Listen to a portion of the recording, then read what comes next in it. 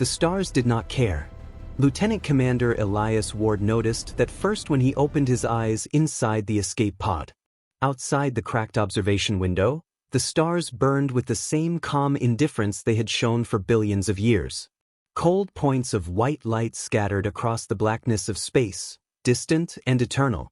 They did not flicker with alarm. They did not dim in mourning. They simply existed. Long before the battle. Long after it. Elias tried to move. Pain shot through his ribs like a knife being twisted under bone.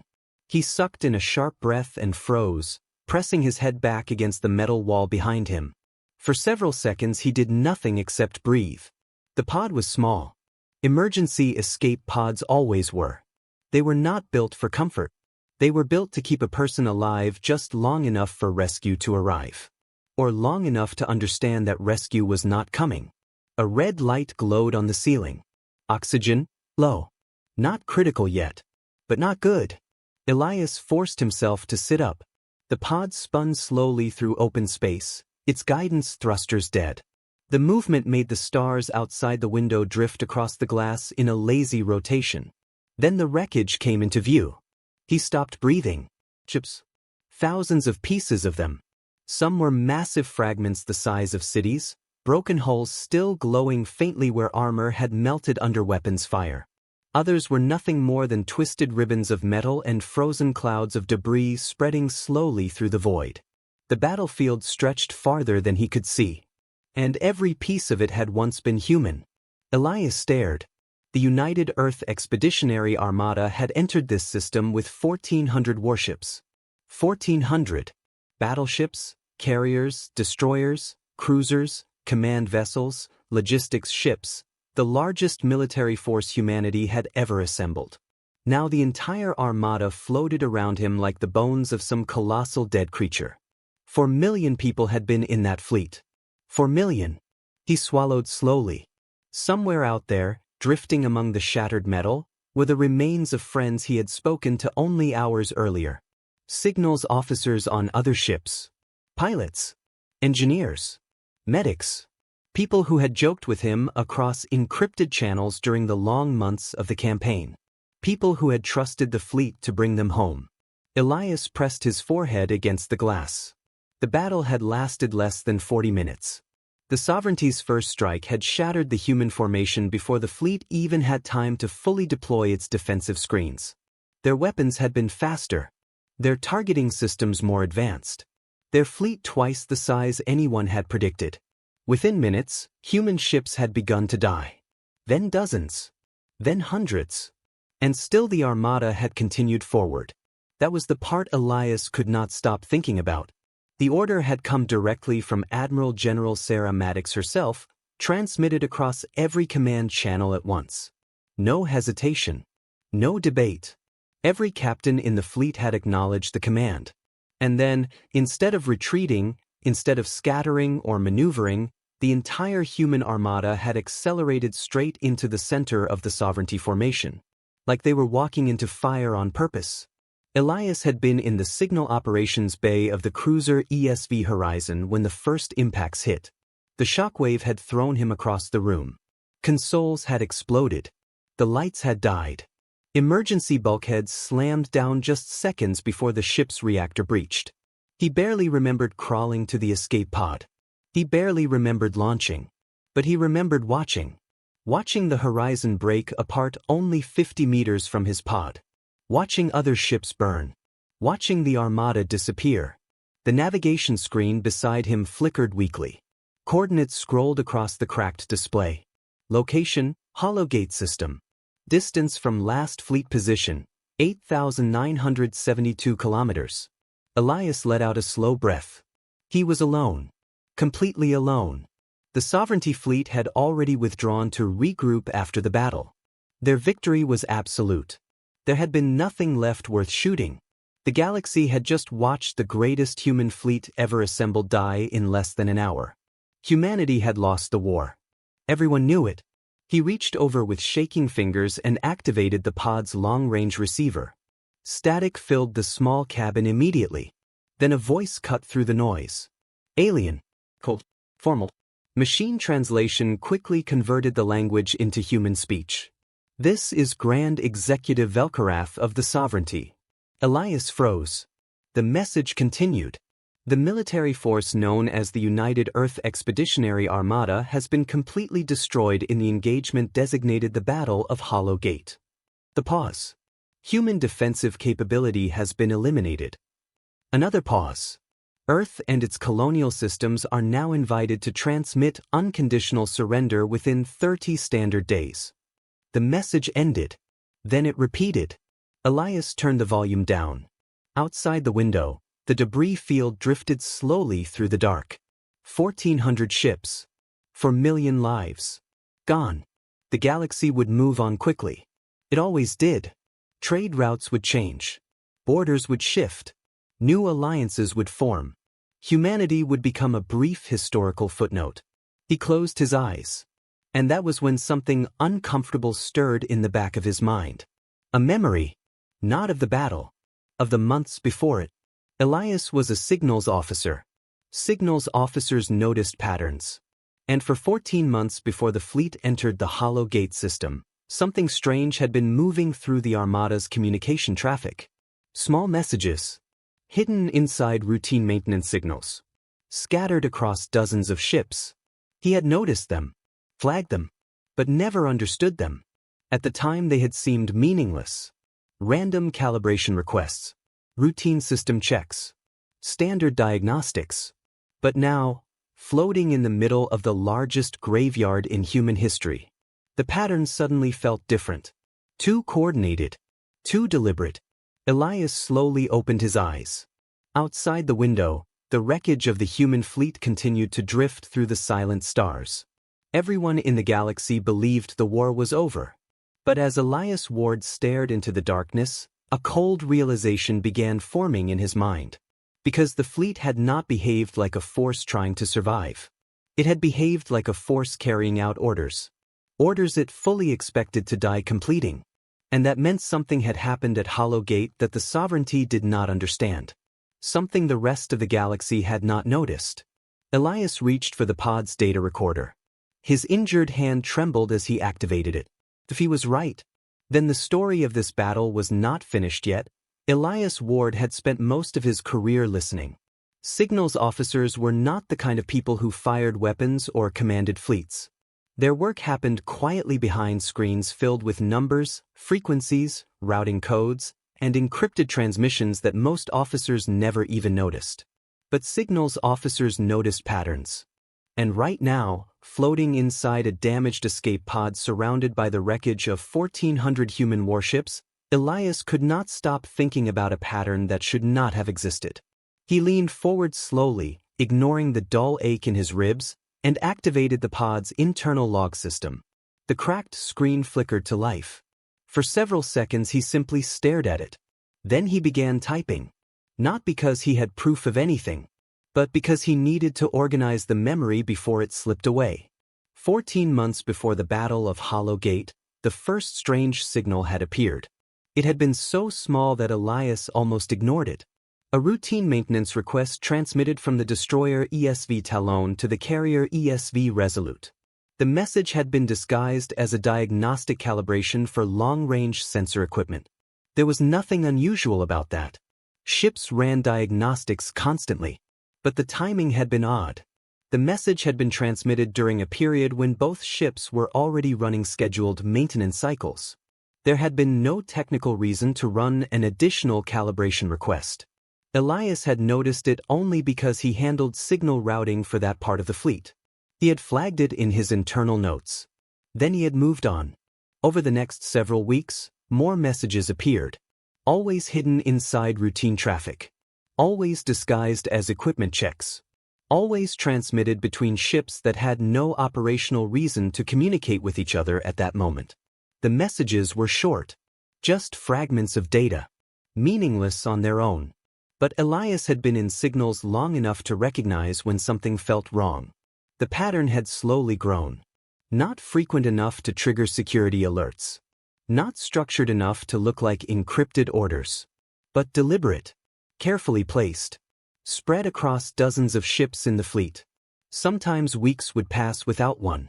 Then 3 would appear in a single day. Different senders. Different receivers. Different formats. But always the same subtle irregularity in the routing codes. Elias had studied them for hours. Tried to decrypt them. Tried to find meaning in the numbers. But there had never been enough information. Each fragment looked like random noise. Eventually he had stored the logs in a private file and forgotten about them. Because fleets were messy places. Thousands of people. Hundreds of ships. Signals traffic was never perfectly clean. But now, sitting alone in an escape pod drifting through the aftermath of the largest battle in human history, those fragments were coming back to him. One by one. Elias rubbed his forehead slowly. The oxygen indicator beeped again. Still low. Still not critical. He ignored it. Because something about the messages had just changed in his mind. Back then they had looked random. But random signals did not appear across dozens of ships over 14 months. Random signals did not follow subtle timing patterns. Random signals did not hide inside routine maintenance traffic that only signals officers would ever read carefully. Random signals did not exist in fleets commanded by Admiral General Sarah Maddox. Elias leaned closer to the screen. His fingers moved across the keyboard as he began reconstructing the fragments from memory. He wrote down everything he could recall. Transmission codes. Ship names. Dates. Time stamps. Routing paths. Each piece alone was meaningless. But slowly, as the list grew longer, a shape began to form. The signals had not been random. They had been moving. From ship to ship. Across the entire fleet. Like information spreading quietly through a network. Elias stared at the screen. Then he sat back slowly. Because another memory had just surfaced. The day before the fleet entered the Hollow Gate system. He had been running a routine signal integrity scan across the Armada's encrypted channels. The hidden messages had stopped. All of them. Every single one. At the same time, the communication traffic across the fleet had suddenly become perfectly clean. Perfectly normal. As if the pattern had never existed. Elias felt a chill crawl slowly down his spine. He looked back out the escape pod window. The wreckage of human ships still drifted through the dark. Thousands of pieces. Silent. The galaxy believed this battle had been a catastrophic defeat. And maybe it had been. But if those hidden messages meant what Elias was beginning to suspect, then the Armada had not walked into Hollow Gate blindly. The captains had known something. They had been preparing. For months. Maybe years. Elias swallowed. Because if that was true, then the order to charge directly into the Sovereignty fleet had not been madness. It had been the final step in something. Something planned. Something coordinated. Something that had required 1,400 ships to die. The escape pod rotated slowly, bringing a massive section of shattered hull into view. Elias recognized the design immediately. The flagship. ESV Undying. Admiral Maddox's command ship. Or what was left of it. The vessel had been split almost completely in half. Internal decks were exposed to open space, frozen equipment scattered through the broken structure like bones inside a skeleton. Elias stared at it for a long time. The official records would say the Admiral died there, along with her entire command staff. The Sovereignty believed it. The galaxy believed it. But Elias could not stop thinking about the messages. Or about the way the fleet had obeyed that final order. No hesitation. No confusion. No panic. Every captain had confirmed the command. Every ship had accelerated forward. Not like soldiers reacting to a desperate gamble. Like people completing a plan they already understood. Elias turned back to the console. His fingers hovered above the keyboard. Then he typed one final line into the log. A simple sentence. But one that made his stomach tighten as soon as he read it. The fleet did not behave like a force trying to win the battle. He paused. Then he finished the thought. It behaved like a force trying to accomplish something else. Outside the pod, the wreckage continued to drift slowly through the silent stars. The Sovereignty believed the war had ended at Hollow Gate. The rest of the galaxy believed it too. But Elias Ward was a signals officer. And signals officers understood one thing better than anyone else in the fleet. Silence was never meaningless. Sometimes silence meant defeat. Sometimes it meant death. But sometimes, silence meant the real message had already been sent. Across the known galaxy, the news spread quickly. The Battle of Hollow Gate had lasted less than an hour. The consequences would last centuries. The sovereignty wasted no time announcing the result. Within minutes of the last human ship falling silent, victory broadcasts began transmitting across every open frequency within range of the battle. The message was clear, translated automatically into dozens of known languages. The human armada had been destroyed. 1,400 warships eliminated. Over 4 million personnel lost. Humanity no longer possessed a fleet capable of defending its territory. Earth and its colonies were given 30 standard days to transmit unconditional surrender. If no surrender was received, the sovereignty would proceed with occupation. The message repeated endlessly. Across listening stations, trade hubs, diplomatic outposts, and observation ships, the galaxy heard the same words again and again. Humanity had lost. For most civilizations, the outcome had never been in doubt. The sovereignty had ruled the outer spiral arms for over 11,000 years.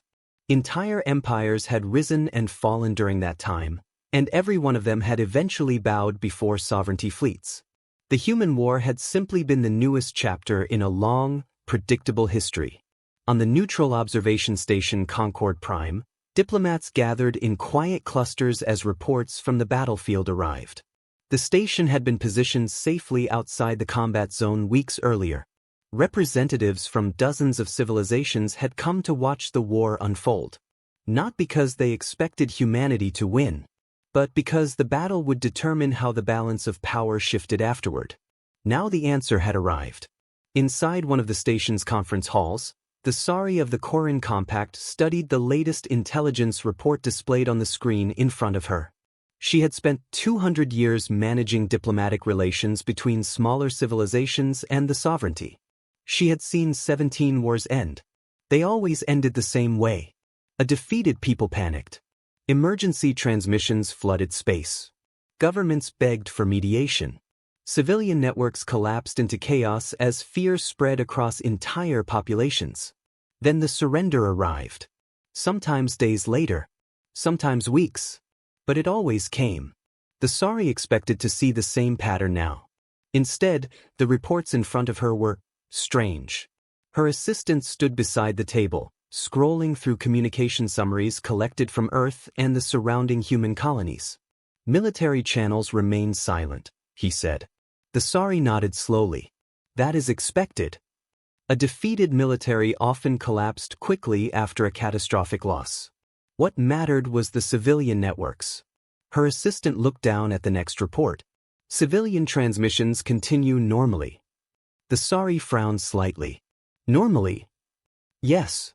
He turned the screen toward her. Messages from Earth were still flowing through the network.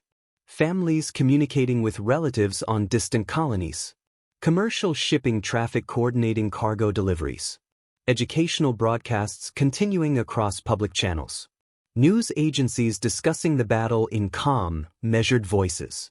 No mass panic. No collapse of communication systems. The Sari leaned closer to the screen. One broadcast caught her attention. A human news anchor was discussing food distribution plans in a coastal city called Mumbai. The report described temporary rationing measures and updated infrastructure schedules for underground transport systems. The tone was practical, organized, efficient. Not the tone of a civilization facing extinction in 30 days. Her assistant shifted uneasily. They are not requesting mediation, he said. The Sari looked up. Are there any diplomatic signals from Earth's government? He checked another report. None. Emergency broadcasts? No. Military distress calls? No. She sat back in her chair. That was not how defeated civilizations behaved.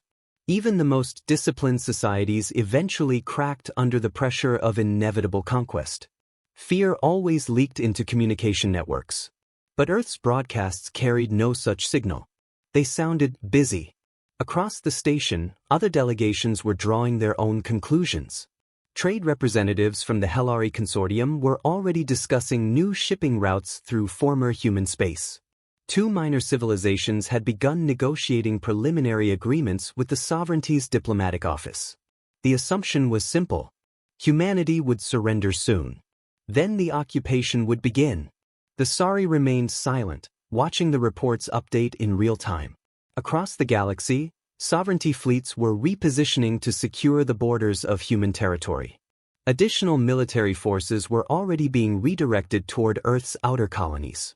The process of conquest had begun, and yet something about the human response still felt wrong.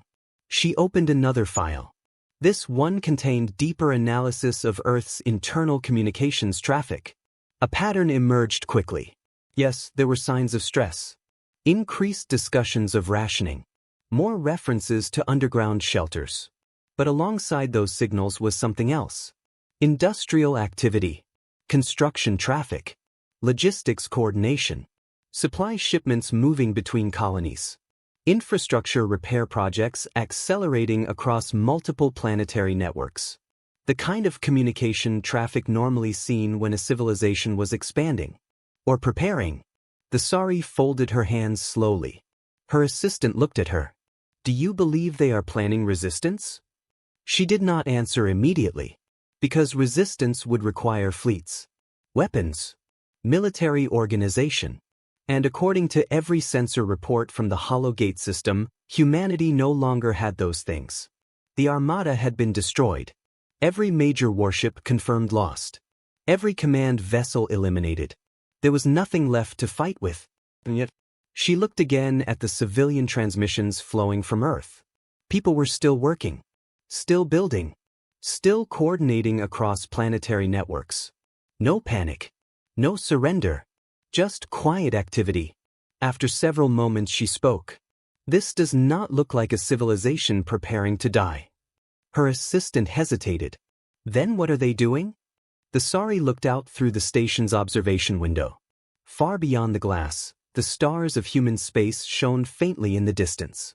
For the first time since the battle reports arrived, uncertainty crept into her thoughts. "I do not know," she said quietly. "Which is precisely why we should continue watching. Because somewhere, far away in the wreckage of the Hologate system, a lone signals officer was beginning to ask the same question. And across the galaxy, the sovereignty was preparing to claim a victory it did not yet understand. Say, next phase, and I will continue with Phase 4, Earth's strange behavior.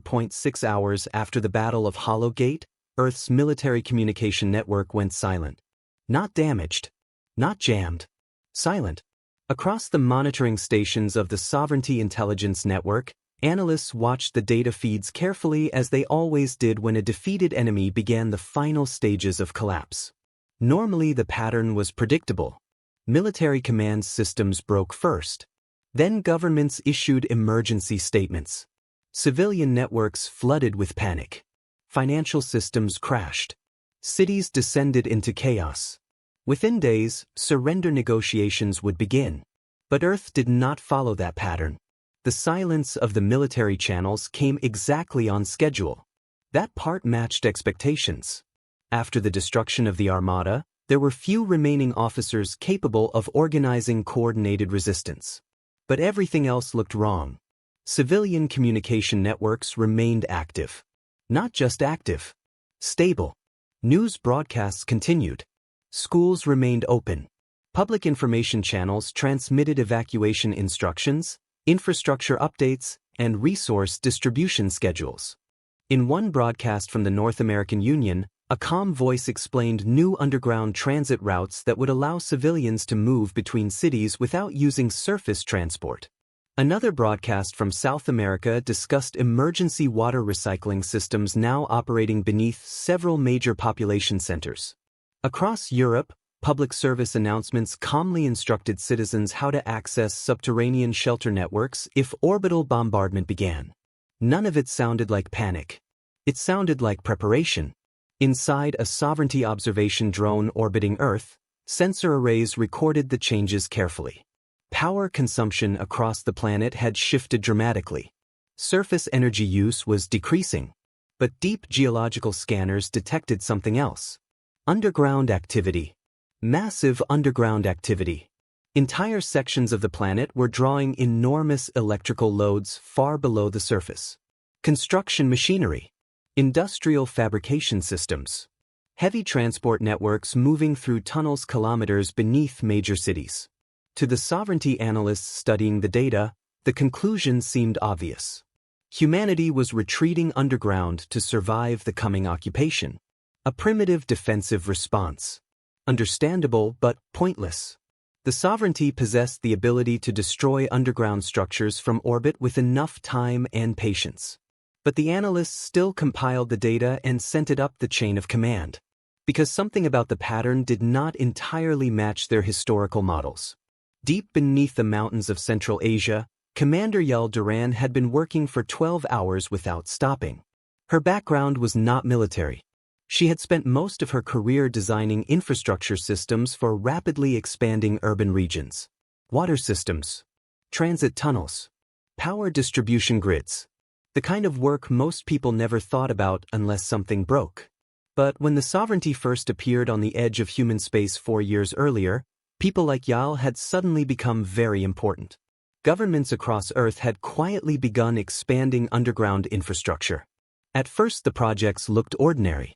New transportation tunnels, additional power storage facilities, expanded water recycling plants. All reasonable investments for a growing civilization. But the projects kept expanding. More tunnels, more facilities, more power systems. And eventually, the engineers responsible for those projects began noticing something strange. The designs were too large, too interconnected, too self-sufficient. It was not just infrastructure. It was a survival network.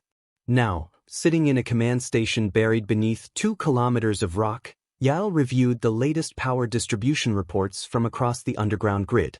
Everything was functioning exactly as planned. 17 major underground complexes were now fully operational. Each facility could support hundreds of thousands of people for years without surface supply. Independent energy systems, hydroponic food production, water purification, medical infrastructure, manufacturing centers. Everything needed for long-term isolation. The planning had started 19 years ago, long before the sovereignty had even declared war. At the time, Yal had not known the full scope of the project. Most engineers had not. They were given their assignments in pieces. Build this tunnel. Expand that reactor system. Install redundant life support networks here. Only recently had the larger picture become clear. Humanity had been preparing to survive the worst possible outcome. And now the worst outcome had arrived. The door to the operations room opened quietly. A young communications officer stepped inside. "Commander." Yal looked up from her console. "Yes. The coordination team asked me to deliver this." He handed her a physical folder. Paper. Not digital. Which meant the information inside it had never touched any network. Yael opened it slowly. On the first page, printed in simple black text, were 2 words. Operation Undertow. She stared at the title for a long moment. Then she began reading. The room remained silent except for the quiet hum of the underground facility's life support systems. After 11 minutes, she closed the folder. Her expression had not changed. But the weight of the information inside that document settled heavily in her thoughts. She looked up at the communications officer. "How long has this plan been active?" she asked. "According to the file," he said carefully, 22 years. Yael nodded slowly. That meant the planning had begun almost immediately after humanity's first confirmed encounter with the sovereignty. Before the war. Before the fleets were built. Before the galaxy even knew humans were a threat. She opened the folder again and flipped through the pages. Construction schedules. Logistics networks. Power grids. Manufacturing capacity. Everything connected.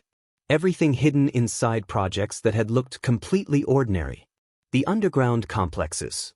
The tunnel networks. The infrastructure expansions. None of it had been built for survival alone. It had been built for something else. Yael looked up again. "And the fleet?" she asked quietly. The officer hesitated. Every captain was briefed. She closed the folder slowly. For several seconds she said nothing. Then she let out a long breath. Of course they were. The communications officer shifted slightly. Commander, did it work? Yao looked down at the folder again. Then she looked at the wall display showing global infrastructure activity across Earth's underground network. Factories were running. Energy systems were stable. Logistics traffic was increasing by the hour. The next phase of the plan had already begun. Yes, she said quietly. It worked. And far away in the ruins of the Hollow Gate battlefield, a lone signals officer was slowly realizing the same thing. For 19 years, humanity had been building something the galaxy never noticed. Not because it was invisible, but because it looked ordinary. Cargo shipments moved between colonies every day. Mining equipment traveled through human space constantly.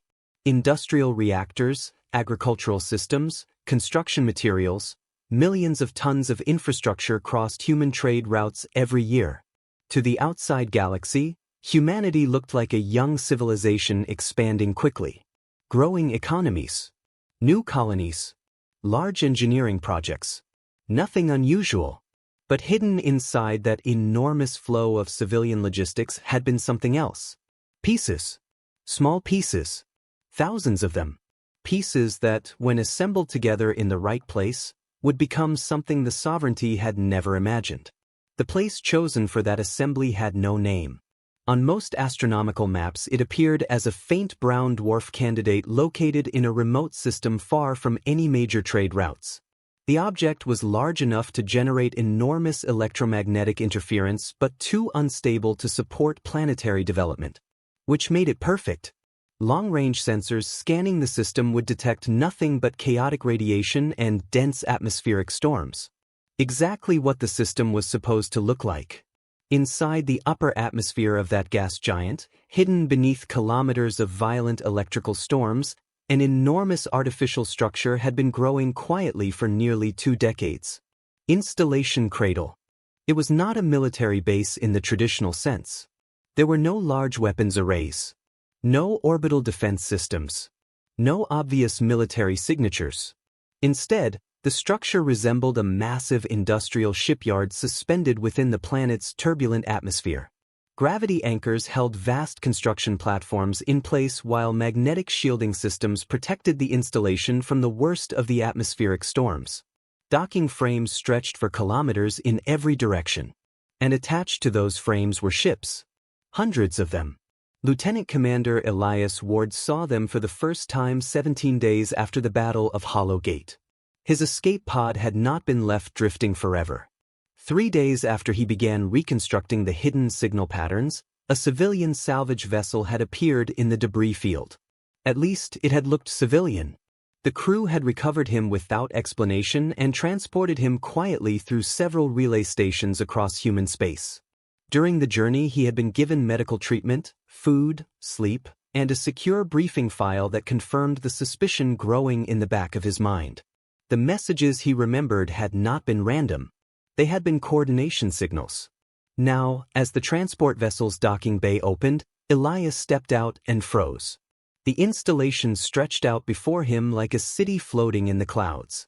White lights illuminated enormous scaffolding structures. Workers moved along platforms suspended hundreds of meters above the storm-racked atmosphere below. And everywhere he looked, ships were being assembled. But they were not like the ships of the destroyed Armada. The old fleet had been built for combat. Heavy armor. Massive weapon batteries. Powerful engines designed for direct engagement with enemy fleets. These ships were different. Their hulls were sleeker, more compact. Many of them carried minimal visible weapon systems. Instead, large sections of each vessel were filled with equipment Elias did not immediately recognize. Sensor arrays. Specialized drone bays. Precision navigation systems. Advanced communications equipment. The ships were not built to fight battles. They were built to operate inside battles. A voice beside him spoke calmly. Everyone stops like that the first time. Elias turned. A woman stood beside him wearing the dark uniform of a senior installation officer. Captain Elena Reyes. He recognized her name immediately from the briefing file. She had been supervising construction at Installation Cradle for 6 years. "You get about 30 seconds to stare," she said, glancing at him with a faint smile. "After that, we put you to work." Elias looked back across the enormous shipyard. "How many?" he asked quietly. 400 operational vessels," Reyes replied. "Another 200 in final assembly." He swallowed slowly. "Built in secret." "Built in pieces," she corrected. "Across 12 different colonies. Shipped here disguised as industrial cargo." She gestured toward the storm-filled atmosphere below. "The gas giant's electromagnetic noise hides our power emissions. Anyone scanning this system sees exactly what they expect to see, a chaotic brown dwarf." Elias nodded slowly. It was brilliant. No stealth technology required. Just hiding inside natural noise. "How long?" he asked. 19 years of construction, Reyes said. 22 years of planning. They walked along a suspended observation platform overlooking the main assembly floor. Below them, hundreds of workers moved between the ships with practiced efficiency. Engineers, technicians, programmers, logistics specialists, farmers, doctors. Elias noticed the variety immediately. Many of them were not military personnel at all. "Volunteers," Reyes said, noticing his expression. "We needed people who understood systems, not just weapons." She pointed toward one of the ships below. "That vessel's crew includes 2 agricultural scientists, a mining engineer, and a structural biologist." Elias frowned slightly.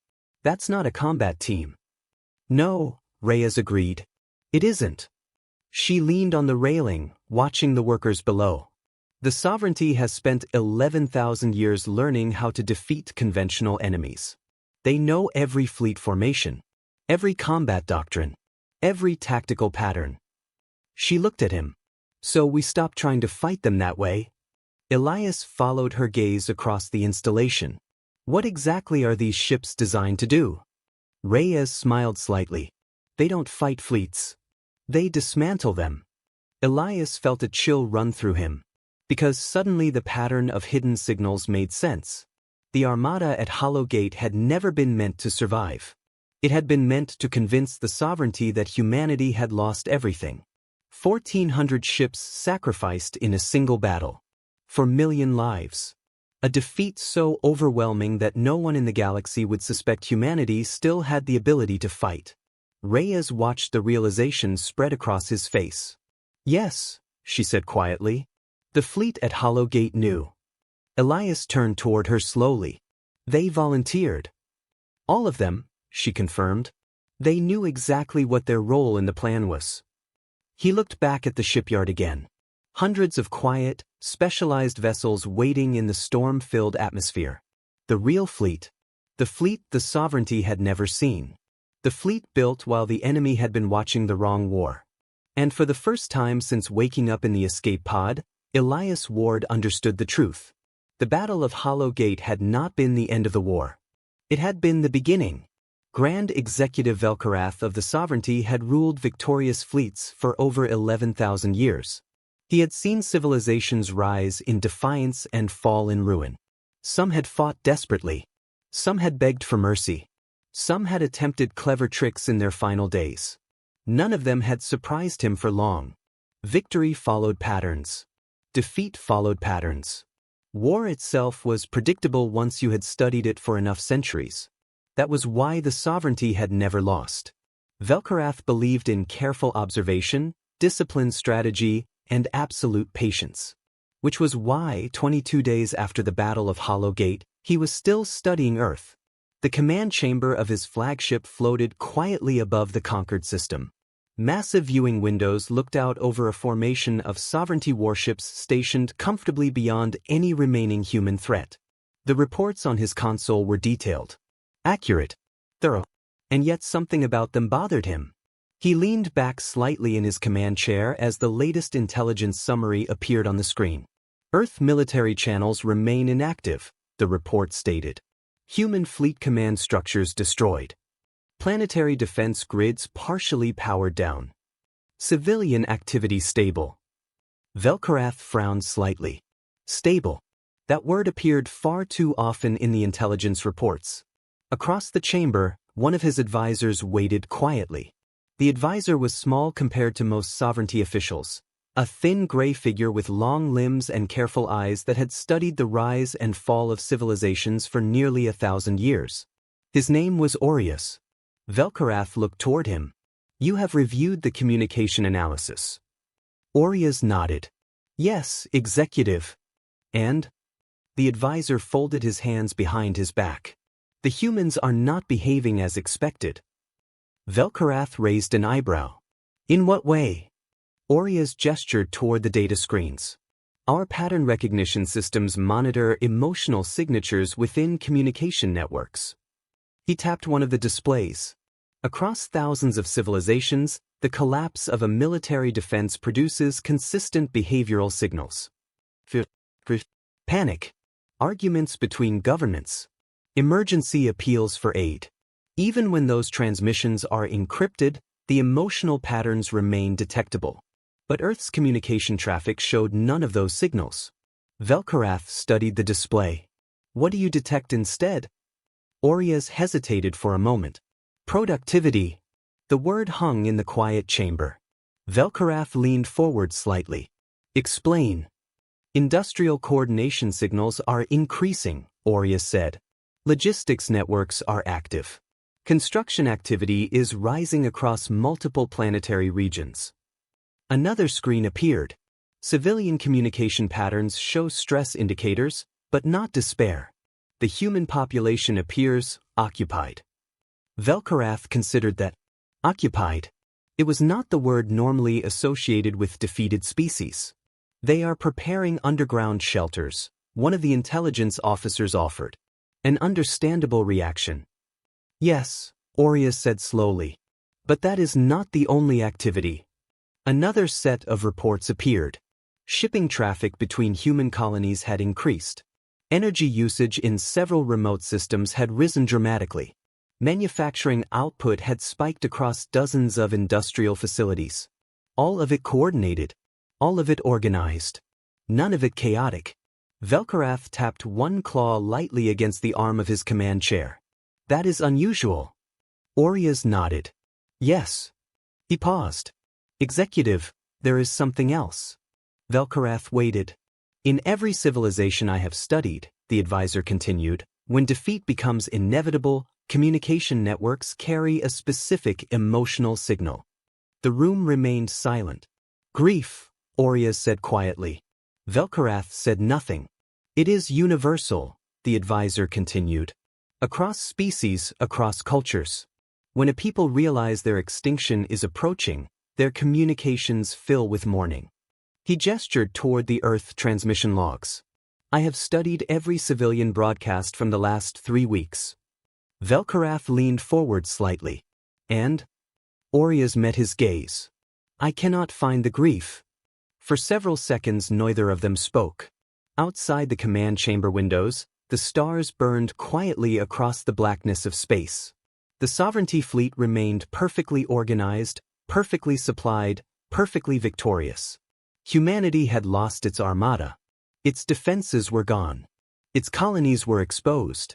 And yet, they are busy, Velkarath said slowly. Yes, Audacious replied. Velkarath sat back again. The situation was still clear. Humanity had no fleet. The sovereignty's surrender deadline still stood. 8 days remained. Even if the humans attempted resistance, they lacked the military power to threaten sovereignty forces.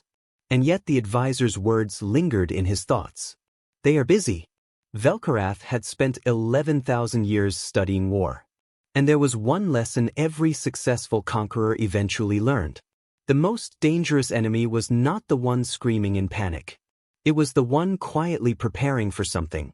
Velkarath dismissed the thought. Humanity had no fleet left. No strategic capability.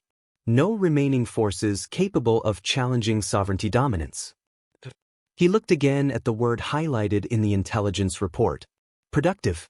After a moment he closed the file. We will continue observation, he said calmly.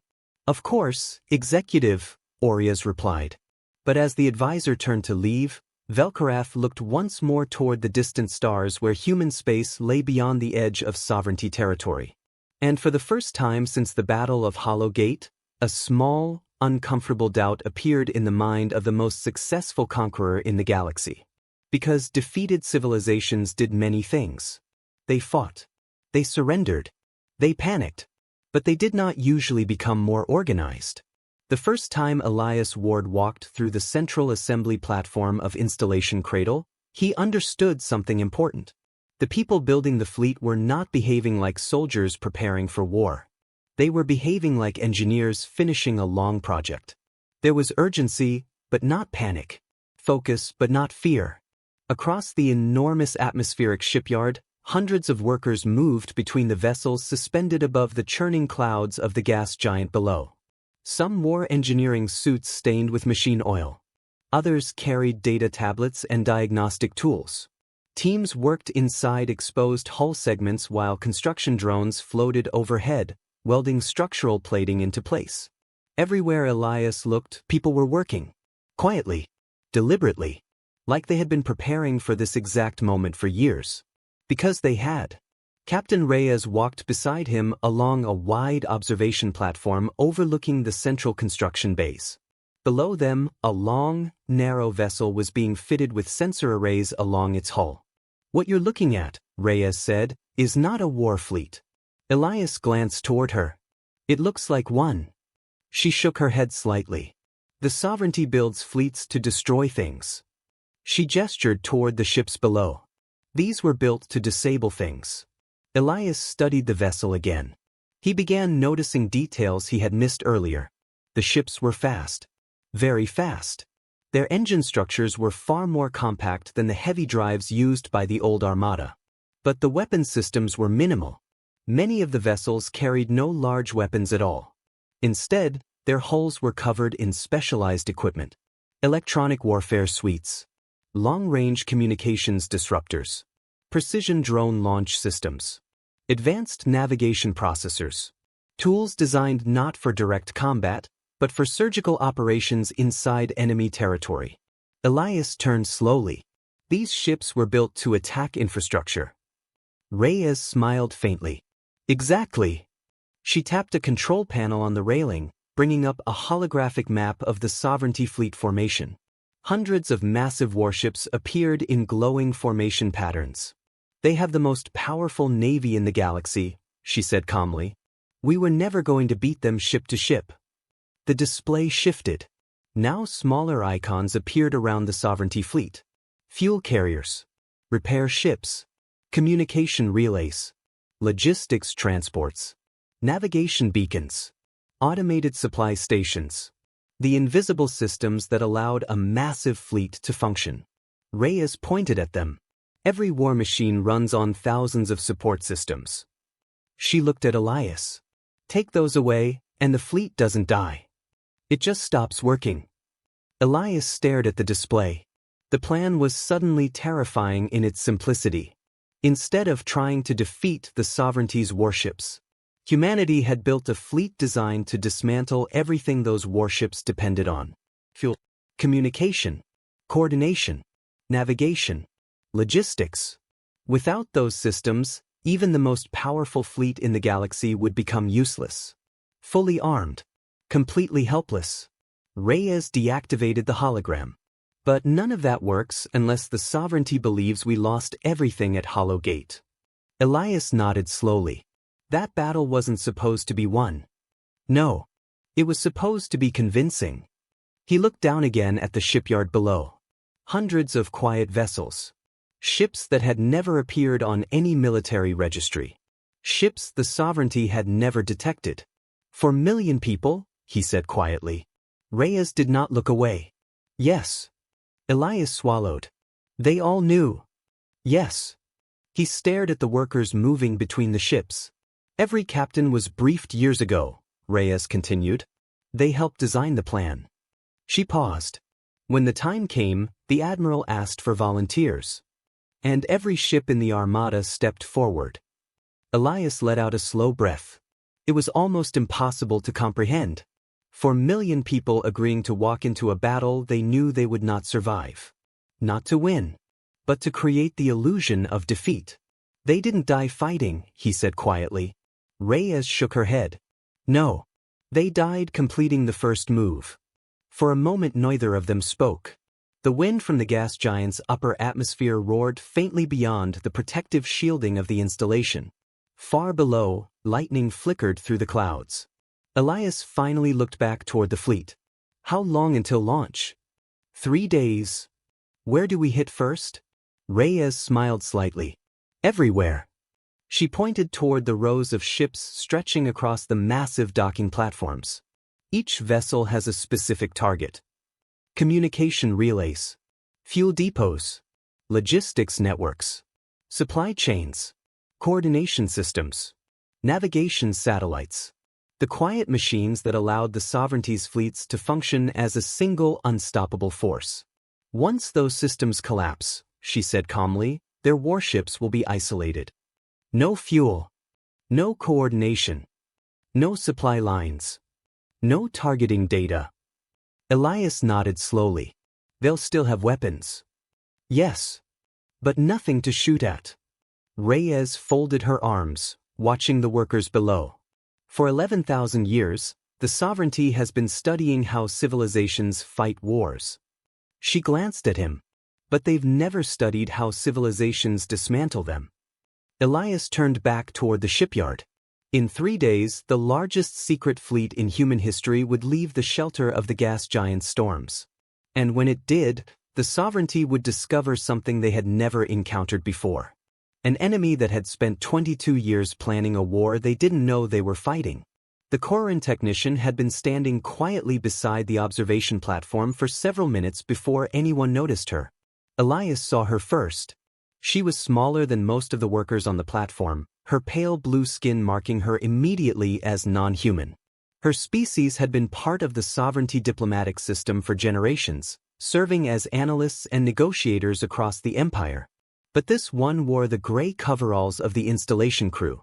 A defected diplomat. Her name tag read Virala. She had been working at Installation Cradle for 8 months. And for those 8 months, one question had been slowly growing in her mind. She stepped closer to Captain Reyes. I hope it is acceptable to ask something, Virala said carefully. Her human language was fluent, but every word was chosen with visible caution. Reyes nodded. Of course. Virala glanced down toward the fleet below them. Hundreds of ships. Thousands of workers. An operation that had taken 2 decades to construct. I understand the plan, she said slowly. I understand how the hidden fleet will dismantle sovereignty infrastructure. She paused. What I do not understand is the fleet at Hollow Gate. Elias felt the weight of the question immediately. Virala looked between them. You said every captain volunteered, she continued. That the crews knew what the battle would be. Reyes nodded once. They did. Virala folded her hands together. In sovereignty culture, soldiers die in battle all the time, she said. In Corin culture as well. She hesitated before continuing. But they die trying to survive. Trying to win. Her eyes moved across the silent shipyard. What I cannot understand is why 1,400 crews agreed to die for a strategic deception. Elias leaned slightly against the railing. It was a fair question. In most civilizations, such a plan would have been impossible. Even if leaders proposed it, soldiers would refuse. Captains would rebel. Governments would collapse before sacrificing millions of lives deliberately. Virala looked at Reyes again. In every culture I have studied, she said quietly, people do not volunteer to die for a plan. They die defending something. But not for strategy. For a moment the only sound on the platform was the distant thunder of storms outside the installation. Reyes studied the technician carefully. Then she rested her arms on the railing and looked out over the fleet. You're thinking about it the wrong way, she said. Virala tilted her head slightly. How so? Reyes pointed down toward the ships under construction. Admiral Maddox didn't create the plan alone, she said. 22 years ago, when humanity first realized what the sovereignty was, she gathered the senior captains of the fleet. She paused. She showed them the problem. The sovereignty had ruled for 11,000 years. Its fleets were larger. Its weapons were stronger. Its experience in warfare stretched across centuries. Humanity could never win a conventional war against that kind of power. So the admiral asked them a question, Reyes continued. Not an order. A question. Varala listened closely. She asked them if there was any possible way humanity could survive without eventually becoming what the sovereignty had become. Reyes looked down at the shipyard again. The captains argued for months. They ran simulations. They studied history. They studied the sovereignty. And eventually they realized something. Elias already knew the answer forming. The only way to beat the sovereignty, Reyes said quietly, was to make them believe they had already won. Varala frowned slightly. I understand that part. But that still required the sacrifice. Reyes nodded. Yes. She turned toward the technician. But the captains didn't see it as sacrificing their crews. They saw it as finishing something they had helped build. The platform fell silent again. Varala stared down at the ships below. You mean? Reyes nodded. They wrote the plan together. She let the words settle. When the time came, Admiral Maddox didn't ask them to die for her strategy. She asked them if they wanted to complete the first step of the plan they had helped design. Varala slowly exhaled. Across the shipyard, welders flashed bright arcs of light across the hull of a nearly completed vessel. For the first time since arriving at Installation Cradle, the Corin technician began to understand something about humanity that had never existed in sovereignty political theory. They chose it, she whispered. Reyes nodded once. Yes. Varala turned toward Elias. All of them? He nodded slowly. Every single ship. She looked back down at the fleet. For a long time she said nothing. In sovereignty culture, power flowed downward. Leaders commanded. Soldiers obeyed. The concept of millions of people willingly choosing a role in their own destruction for the survival of future generations was almost impossible to process. Finally she spoke again. In my culture, she said carefully, we have a phrase for leaders who sacrifice their people. Reyes glanced at her. What phrase? Varala looked down at the shipyard one last time. We call them monsters. She paused. Then she looked back up. But this? Her voice softened slightly. This is something else. Reyes nodded. Yes. It is. She looked out over the hidden fleet preparing for launch. The sovereignty thinks they defeated humanity at Hollow Gate. She smiled faintly. But the truth is, that was the moment the war actually began. And in the distance, hidden beyond storms and silence, the ships of the Second Fleet were almost ready to move. On the 29th day after the Battle of Hollow Gate, Earth transmitted a signal. Every listening station in the region received it at the exact same moment. Trade hubs, observation outposts, diplomatic relays, civilian communication networks. The signal was not encrypted. It was broadcast openly across every major frequency band. Within minutes, the transmission reached Concord Prime. Inside the diplomatic observation chamber, the Sari of the Corin Compact looked up as the alert appeared on her console. Human transmission detected, her assistant said. Priority level unknown. The Sari leaned forward. Play it. The speakers activated. For several seconds there was only silence. Then a human voice began to speak. It was a young voice. Steady. Carefully controlled. SV Undying, the voice said. A brief pause followed. Then the names began. Captain Laura Mendoza. Commander Alan Ito. Lieutenant Priya Khatri. One name after another. Slowly, clearly. Each spoken with careful precision. The Sari frowned slightly. What is this? Her assistant began running translation software through the broadcast. Seconds later the answer appeared on the screen. They are listing personnel records, he said quietly. The Sari looked at the growing transcript. Crew rosters. The voice continued reading. 700 names. Every officer and crew member assigned to the ESV Undying. When the final name ended, the voice spoke again. ESV Horizon. And the next list began. Across the galaxy, translators and analysts slowly began to understand what they were hearing. Every ship lost at Hollow Gate. Every crew member aborted. For million names. The broadcast would take 11 hours to complete. On Concord Prime, the Sari did not interrupt the transmission. She listened. So did many others across the station. At first, several diplomatic representatives dismissed it as a mourning ritual, an emotional response to defeat. But after the first hour, something about the broadcast began to change the atmosphere in the room. Because grief normally sounded different. Grief was loud, desperate, chaotic. But the voice reading the names carried none of those things. It was steady, focused, patient. Every name spoken with the same careful respect. Across human space, people listened to the broadcast as well. Families, engineers, farmers, dock workers, children. Entire cities paused their daily activity while the names were spoken. They did not interrupt the signal. They did not argue or shout. They simply listened, one by one, for million names. Each one acknowledged. Each one remembered. Back on Concord Prime, the Sari slowly realized something important. This broadcast was not meant to express grief. It was meant to declare something. The humans were telling the galaxy exactly what had happened. They were saying, these people chose their role in the war. They understood the cost. And they would not be forgotten. The Sari folded her hands quietly as the list continued. For 11 hours, the galaxy listened to the dead. And slowly, the meaning of the broadcast spread through diplomatic channels and observation networks. This was not the sound of a civilization collapsing. It was the sound of a civilization remembering. On the Sovereignty Command ship, Grand Executive Velkarath also received the transmission. His intelligence officers had initially classified it as a ceremonial message. He allowed it to continue playing in the background while he reviewed other reports.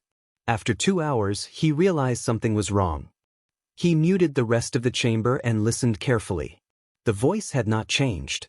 The tone remained calm. No anger. No despair. Just names. Velkarath turned slightly toward Aureas, who stood nearby.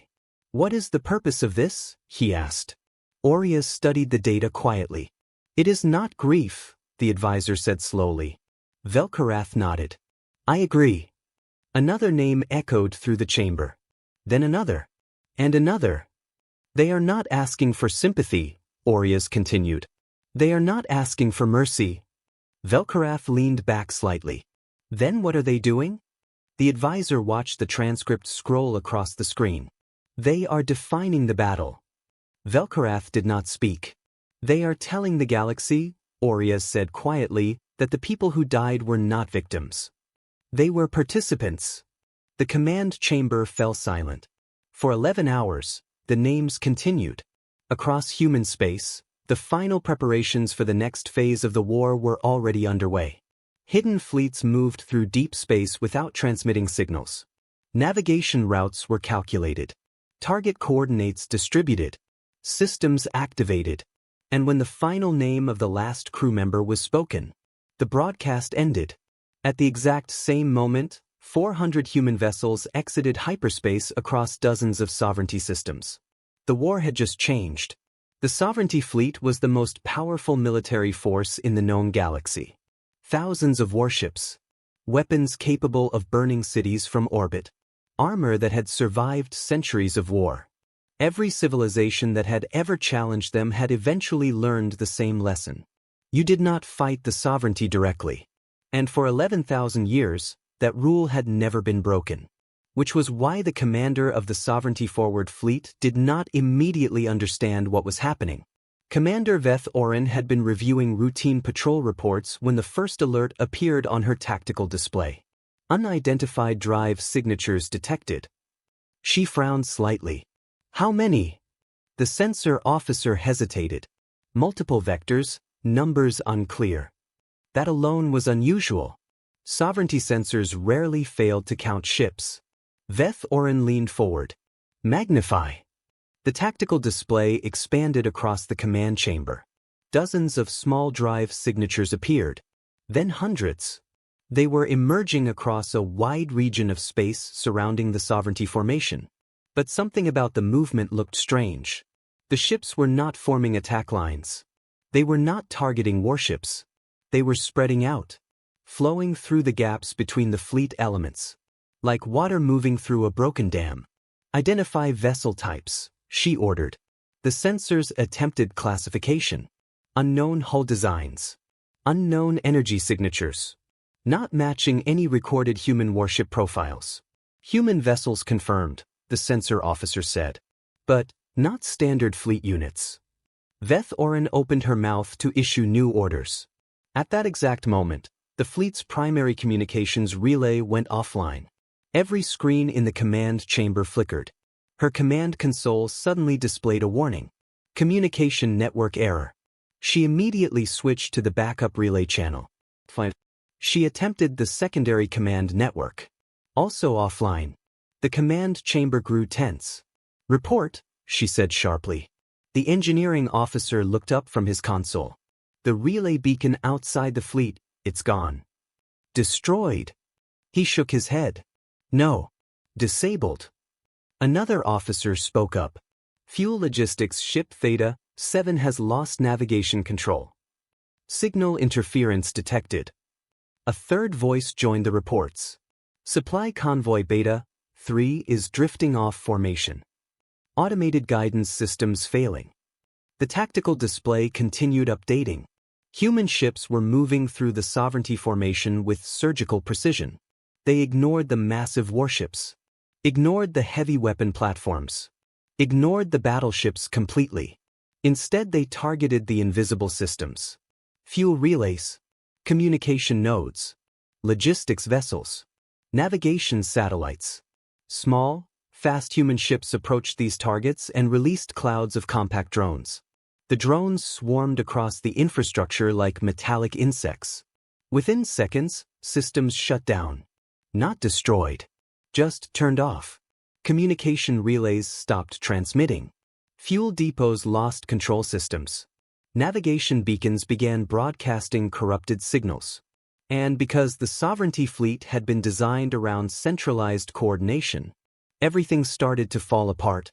Veth Orin slammed a claw against the console. Engage the human vessels. Weapons officers tried. But the human ships were not attacking. They were moving constantly, slipping between formations, using the fleet's own size as cover. And they were fast. Small vessels darted through the gaps in the formation while larger coordination ships remained at the edges of the system, transmitting instructions across encrypted channels.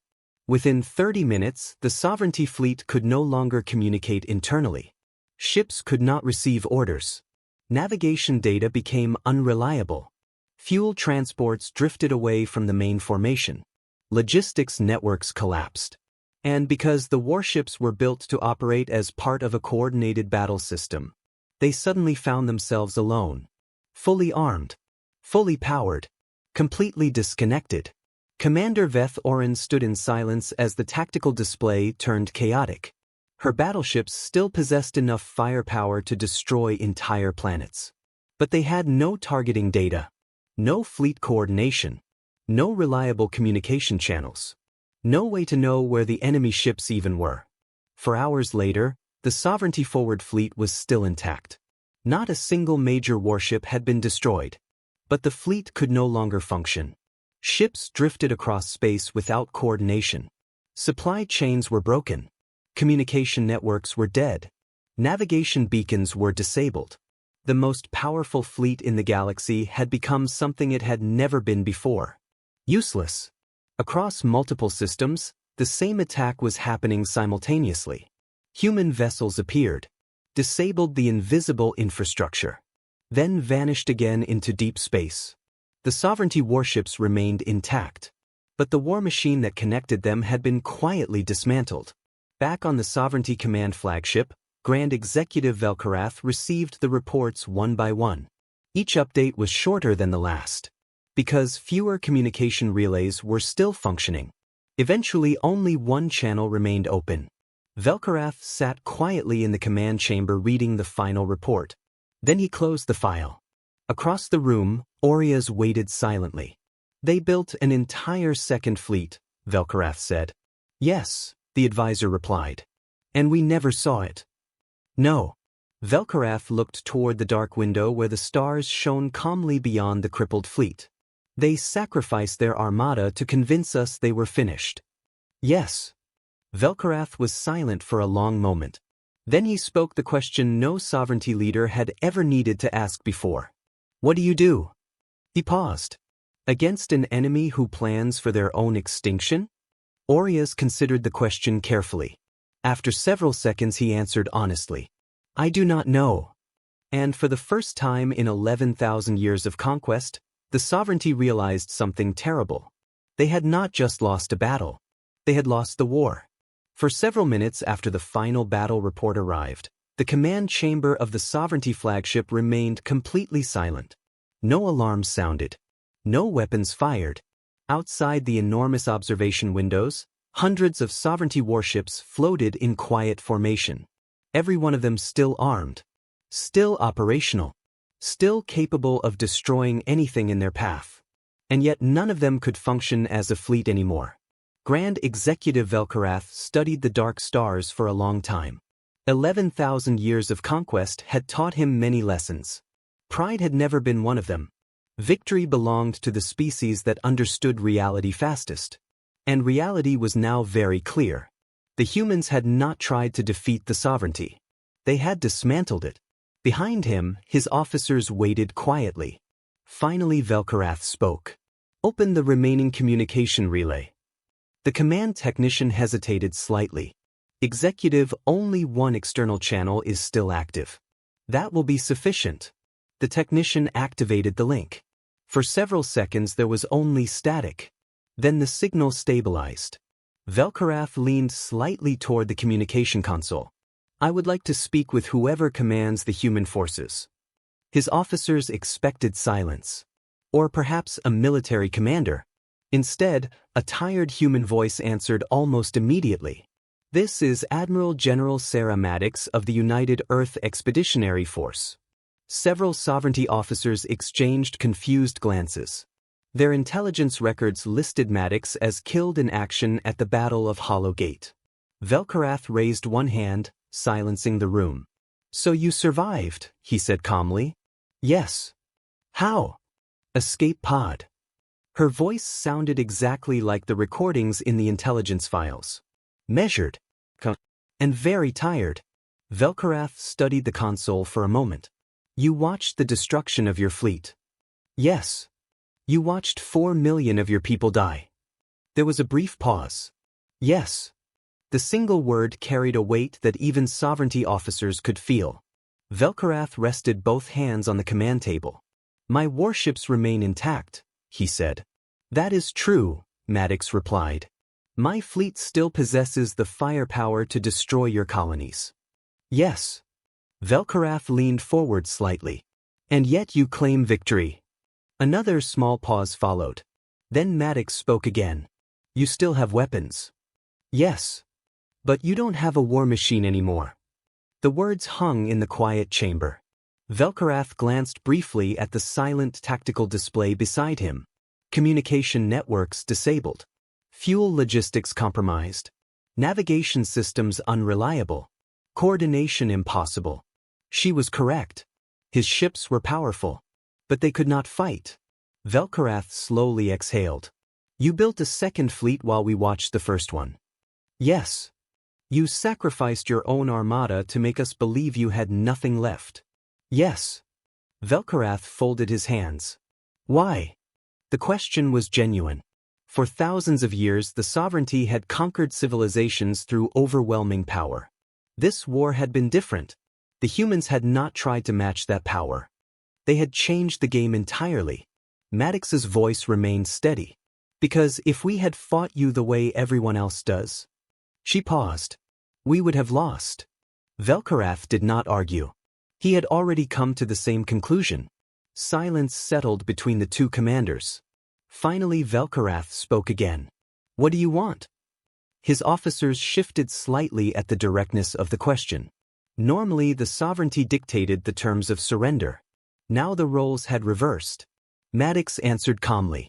I want a council. Velkarath blinked once. A council? Yes. Representation from every civilization in this region of the galaxy. He considered that. Under human authority? No. Under shared authority. The sovereignty officers exchanged looks of surprise. Velkarath remained still. You defeated us, he said. You could claim territory. Demand tribute. Take power. Yes, Maddox said. We could. Velkarath waited. But that would only create the next war, she continued. And eventually someone else would do to us what we just did to you. Another pause. Velkarath's eyes narrowed slightly. You do not wish to rule. No. Then what do you wish to become? Maddox answered without hesitation. Something better than the thing we just defeated. For several seconds Velkarath said nothing. He looked at the tactical reports one more time. Then he looked back at the silent stars outside the window. For 11,000 years the sovereignty had believed power meant domination. Now a species that had just sacrificed 4 million people to win a war was offering something else. Not revenge. Not conquest. A system. A structure that might prevent wars like this from happening again. Velkarath slowly straightened. I will need to consult my governing council, he said. Of course, Maddox replied. I'll be here. The communication channel remained open for a few seconds longer. Then Velkarath ended the transmission. Behind him, Audacious stepped forward quietly. Executive. Velkarath looked at the dark window again. In 11,000 years, he said softly, I have never lost a war. Audacious said nothing. Velkarath's voice dropped slightly. But today I learned something important. What is that? The advisor asked. Velkarath watched the stars. The humans were never trying to defeat us. They were trying to change what victory meant. And somewhere in deep space, the hidden fleet waited quietly while the galaxy decided what the future would look like. The galaxy did not change in a single day. It never did. Change moved through civilizations the way weather moved across continents, slowly, unevenly, reshaping the landscape piece by piece while most people were still trying to understand what had happened. 11 days after the conversation between Admiral General Sarah Maddox and Grand Executive Velkarath, the sovereignty transmitted its answer. The message traveled across diplomatic networks and civilian frequencies simultaneously. For the first time in 11,000 years, the sovereignty formally ended a war without conquering the enemy. They accepted the proposal. The council would be formed. Representatives from every major civilization in the region would gather on neutral territory to begin building a system of shared governance. The process would take years, possibly decades. There would be arguments, disagreements, failures. But the war between humanity and the sovereignty was officially over. On Concord Prime, diplomats worked day and night drafting the structure of the new council. Applications for membership began arriving almost immediately. The Corin Compact submitted their request within 48 hours. 14 other civilizations followed in the first week. Some of them had lived under sovereignty rule for centuries. Now they wanted a voice in something new, something uncertain, something difficult, but something different from conquest. Velkarath himself signed the formal agreement. His hands were steady as always. He did not look like a defeated leader. He looked like someone who had simply reached a conclusion. When the ceremony ended, he stepped down from command of the sovereignty fleets. After 11,000 years, he retired. Not because he was forced to, because he had decided the war he understood no longer existed. Back in human space, the hidden fleet returned quietly to its construction yards. The ships that had dismantled the sovereignty war machine were not celebrated with military parades. Most of them were immediately reassigned to infrastructure work, transport operations, and exploration missions. The war had been fought to build something better. Now the work of building it had begun. Admiral Maddox remained in command of the United Earth Expeditionary Force during the early formation of the Council. But the title meant something different now. The fleet was no longer humanity's shield against conquest. It had become a safeguard for the fragile peace they had just created. Months passed. Across the galaxy, New trade routes formed. Former enemies opened diplomatic channels. Small conflicts still happened, they always would, but for the first time in recorded history, the major powers of the region had agreed to resolve them together. Not through fleets. Through the council. But some parts of the war took longer to finish. Much longer. 3 months after the surrender, a civilian recovery ship entered the Hollow Gate system. It was the first of 14 vessels sent by a newly formed human organization dedicated to one purpose: bringing the dead home. Lieutenant Commander Elias Ward stood at the observation window of the recovery ship Endeavour as it approached the vast debris field. From this distance, the battlefield looked almost peaceful. Fragments of ships drifted slowly through the darkness. The stars beyond them were still cold and indifferent. Exactly the same as they had been on the day Elias woke inside the escape pod. But the feeling was different now. Back then the silence had felt like the end of everything. Now it felt like work. Important work. The kind that took time. Years, maybe decades. The recovery ship moved carefully through the wreckage. Teams of volunteers floated outside the hull in maneuver suits, examining fragments of destroyed vessels. Every piece of wreckage was catalogued. Every data core recovered. Every human remained treated with care. There were many. More than anyone had fully understood before entering the field. People who had known their mission would be their last had brought personal things with them. Photographs. Letters. Small objects from home. Each item was recorded. Each name matched with the ship's final roster. Nothing was left unaccounted for. Elias watched one recovery team slowly approach a shattered section of the cruiser ESV Horizon. His ship. He recognized the broken structure immediately.